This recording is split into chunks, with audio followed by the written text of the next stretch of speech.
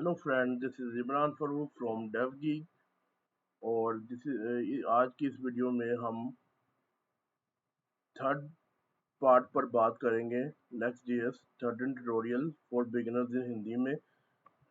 और इस वीडियो में हम बात करेंगे how to fetch data in next 13, यानी कि नेक्स्ट 13 में हम थर्ड पार्टी एपीआई से डाटा को कैसे फैच करते हैं। और उसके साथ ही हम बात करेंगे कि नेक्स्ट जीएस 13 में कैशिंग की फंक्शनैलिटी कैसे ऐड की जा सकती है।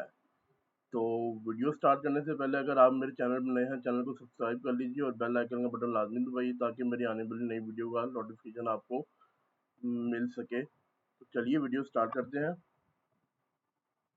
सबसे पहले हम बात कर लेते हैं कि डाटा फैचिंग के कौन कौन से तरीके हैं बेसिकली नेक्स्ट जेएस में या फिर ओवरऑल। एक होती है क्लाइंट साइड फैचिंग और एक होती है सर्वर साइड फैचिंग। क्लाइंट साइड फैचिंग क्या है कि जब आप वेब ब्राउज़र पर अपने डाटा को फैच करते हैं। सर्वर साइड फैचिंग क्या है कि जब आप अपने किसी रिएक्ट सर्वर कंपोनेंट पे अपने डाटा को किसी एपीआई से फैच कराते हैं। दोनों में ये डिफरेंस है। नेक्स्ट जो है फैचिंग ऑन क्लाइंट। जब भी आपने क्लाइंट साइड फैचिंग करनी होती है तो रिएक्ट की ऐप में आप यूज स्टेट और यूज इफेक्ट को ज़्यादातर यूज़ करते हैं, जिसकी मदद से आप अपने क्लाइंट में डाटा को फैच कर सकते हैं। या फिर एक और तरीके से आप कर सकते हैं, आप अपने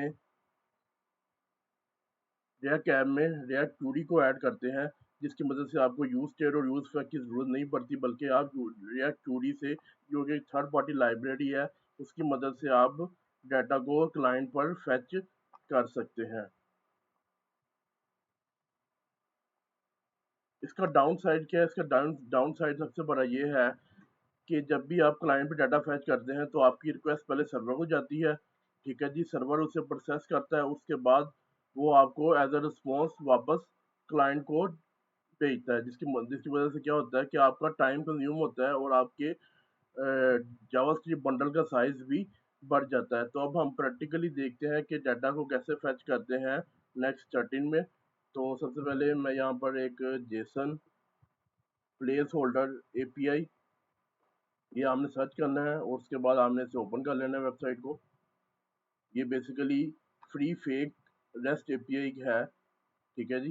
तो और इसमें आकर आपने यहाँ पर आगे यूजर्स वाला जो है आपने ये वाला एंड पॉइंट ले लेना। ठीक है जी, इसे कॉपी कर लिया। उसके बाद आप आ गए अपने इसमें और यहाँ पर आकर मैंने एक फंक्शन बनाया कॉस्ट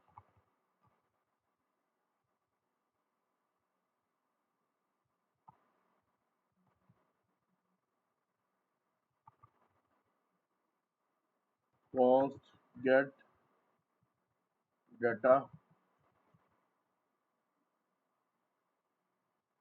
और ये एक फंक्शन है और इसके अंदर हम करेंगे फैच। ठीक है जी, ये आपके पास डायरेक्टली होता है फैच का तरीका, आपको पता होगा किस तरह फैच करना है आपने। ये जावास्क्रिप्ट की फंक्शनैलिटी है अपनी। ठीक है जी, और उसके बाद हम यहाँ पर इसको एक रिस्पॉन्स में ले लेंगे। तो इसके अंदर आगे साथ हम डाल देंगे वेट, क्योंकि ये प्रॉमिस है एक। और उसके बाद हम यहाँ पर const data is equal to await, उसे हम कर देंगे रेस डॉट जेसन।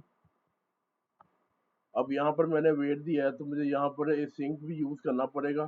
ठीक है जी, क्योंकि ये ए सिंक फंक्शन है। और यहाँ पर हम इसे कर लेते हैं ए सिंक।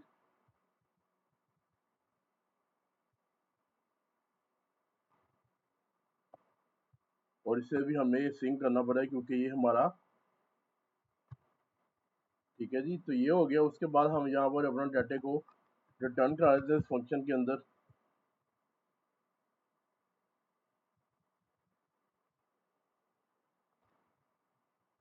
आप एक और तरीके, अगर आप इजी करना चाहते हैं तो आप एक और तरीके कर सकते हैं कि आप इसको इस फंक्शन से बाहर जाकर भी फैच कर सकते हैं। जैसे कि यहाँ पर आकर मैंने फैच किया डाटा।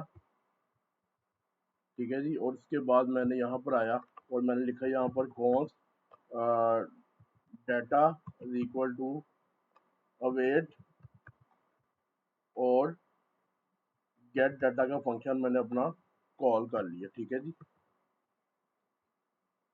तो अब मैं इस ऐप को रन करके देखता हूँ कि क्या ये हमारा डाटा फैच हो रहा है कि नहीं, और इससे मैं डाटा को यहाँ पर कंसोल लॉग भी करा लेता हूँ ताकि आपको पता लगे डाटा फैच हो रहा है या नहीं हो रहा।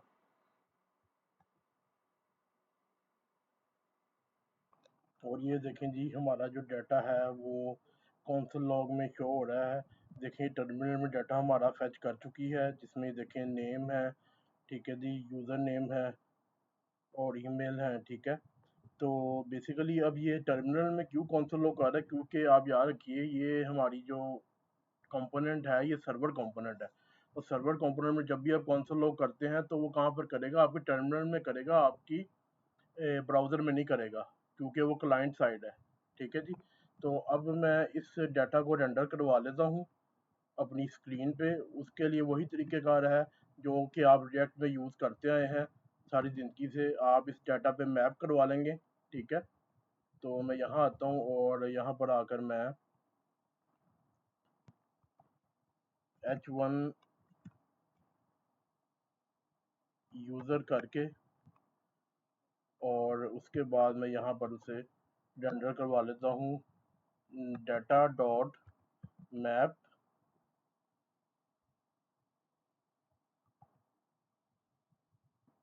और इसे हम एक कॉलबैक फंक्शन पार करेंगे with a single data item. तो हम इसे आइटम लिख देते हैं और उसके बाद हम यहाँ पर रेंडर करवा लेंगे भाई कि हमारे यहाँ पर रेंडर हो जाए H3।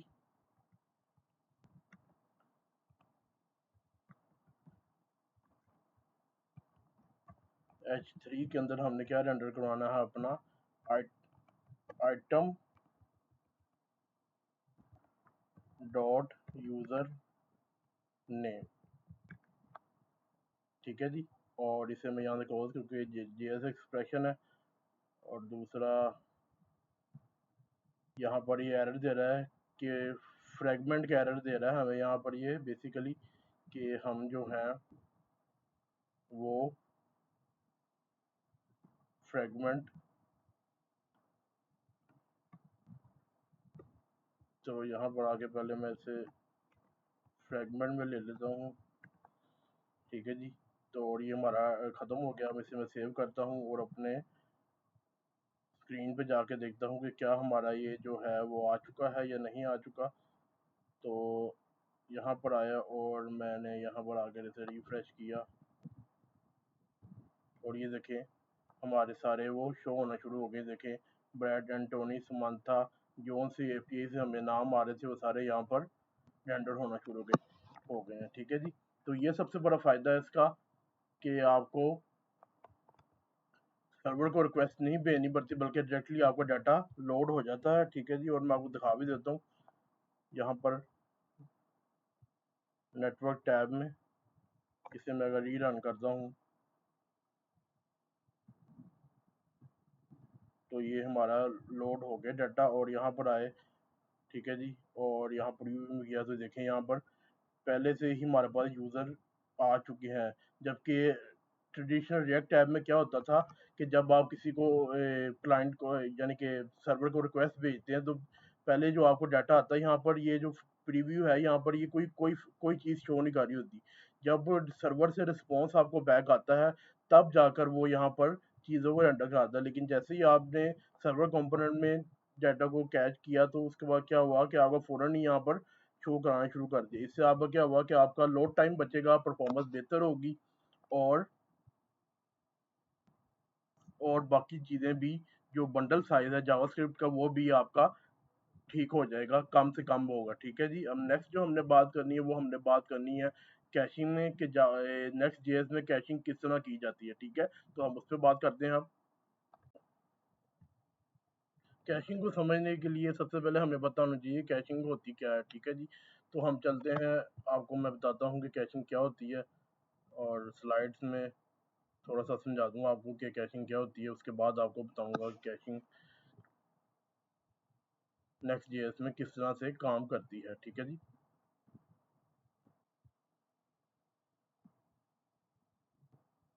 कैशिंग बेसिकली क्या है? Caching means to store data somewhere that is faster to access, यानी कि आपका जो डाटा किसी भी तरीके से फेच किया है वो ऐसी जगह पे सेव करना जहाँ से उसे दोबारा से यूज़ करना बहुत ही फास्ट हो जाए। ठीक है जी। अब बेसिकली तीन सोर्सेज होते हैं जहाँ पर डाटा कैश होता है। नंबर वन है मेमोरी पे, नंबर टू है फाइल सिस्टम पे, और नंबर थ्री है नेटवर्क में। ठीक है जी। तीन सोर्सेज हैं, और ये सोर्सेज सबसे फास्ट कौन सा है? मेमोरी वाला। उससे कम फास्ट कौन सा है? File system. और सबसे थका हुआ कौन सा होता है? वो है नेटवर्क सिस्टम। ठीक है जी। बेसिकली तीन सोर्सेज हैं, मेमोरी, फाइल सिस्टम और नेटवर्क। सबसे लेट वाला जो है वो नेटवर्क होता है, क्योंकि नेटवर्क के बाद रिक्वेस्ट जाती है और वहां से आके दोबारा आपके कंपोनेंट में डाटा आता है। ठीक है जी। अब जो हमने इस अपनी ऐप में डाटा को ये मैंने फेच किया है, basically next JS by default जो भी आप डाटा फेच करते हैं उसे वो कैशे कर लेता है, और कैशे किस में करता है? फाइल सिस्टम में, जिसकी मदद से वो बहुत ज़्यादा आसान हो जाता है डाटा को जल्दी से फेच करवाना। आपको दोबारा से एपीआई को रिक्वेस्ट नहीं भेजनी पड़ती, बल्कि आप आपके फाइल सिस्टम से वो वाला डाटा को रिसीव कर लेते हैं। ठीक है। अब सवाल यहाँ पर ये पैदा होता है कि भाई अगर मैंने ये कैशी नहीं करवानी, मैंने हर दफ़ा रिक्वेस्ट पे हमें फ्रेश डाटा चाहिए, तो उसके लिए क्या तरीका है? उसके लिए भी बहुत आसान तरीक़ेकार है। आपने अपने फेच फंक्शन में आना है, आपने कॉमा दे के आपने यहाँ पर ये ऑब्जेक्ट का दे देना है। इससे मुराद क्या क्या ऑप्शन चाहिए हमें, और यहाँ पर आके आपने लेना है कैशे।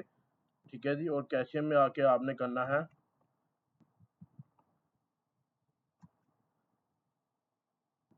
No store. ठीक है जी। अगर आप नो स्टोर करेंगे तो क्या हो जाएगा? नेक्स्ट जेएस दोबारा से ही जब भी आप इस पेज पे जाएंगे वो दोबारा से जेसन प्लेस होल्डर पे रिक्वेस्ट भेजेगा और वहां से नया डाटा फैच करेगा। ठीक है जी। हर दफ़ा वो नया डाटा फैच करेगा। लेकिन आप अब तीसरे अब सिनेरियो ये है कि आप चाहते हैं कि भाई कि मुझे फ्रेश डाटा चाहिए लेकिन कुछ टाइम के बाद चाहिए। तो उसके लिए आप क्या करेंगे कि बेसिकली यहाँ पर आएंगे आप। ठीक है जी। और यहाँ पर आकर आपने इसे ख़त्म किया और यहाँ पर लिखा नेक्स्ट। ठीक है। और इसे ये कर दिया, और उसमें आके आपने लिखना है रीवैलिडेट। और रीवैलिडेट में आपने आके अपना नंबर दे देना। मैं यहाँ दे देता हूँ जी 10। ठीक है जी। तो अब नेक्स्ट जेएस क्या करेगा? हर दस सेकंड के बाद आपका नया वाला डाटा फेच करेगा। वो जब भी आप इस रिक्वेस्ट पे जाएंगे, यानी जेसन प्लेस होल्डर पे जाएंगे आप, तो हर 10 सेकंड के बाद, यहाँ पर 10 का मतलब 10 सेकंड है। ठीक है। हर 10 सेकंड के बाद आप यहाँ पर आपका वो फ्रेश डाटा फेच कर लेगा। और अगर आप जो भी यहाँ टाइम देना चाहिए उसके मुताबिक वो ऑटोमेटिकली बिहाइंड द सीन्स आपके फ्रेश डाटा को फेच करेगा। अब सबसे लास्ट चीज़ जो है समझने वाली इस वीडियो में ये है कि अगर आप ये फेच की फंक्शनैलिटी यूज़ करेंगे तब ही नेक्स्ट आपका डाटा कैशे करेगा। अगर आप कोई थर्ड पार्टी टूल यूज़ करते हैं जैसे कि एक्सियोस, तो आपका डाटा को कैशे नहीं करेगा नेक्स्ट जेएस का सिस्टम। तो ये चीज़ आपने याद रखनी है। ठीक है जी। आज की वीडियो के लिए बस इतना ही।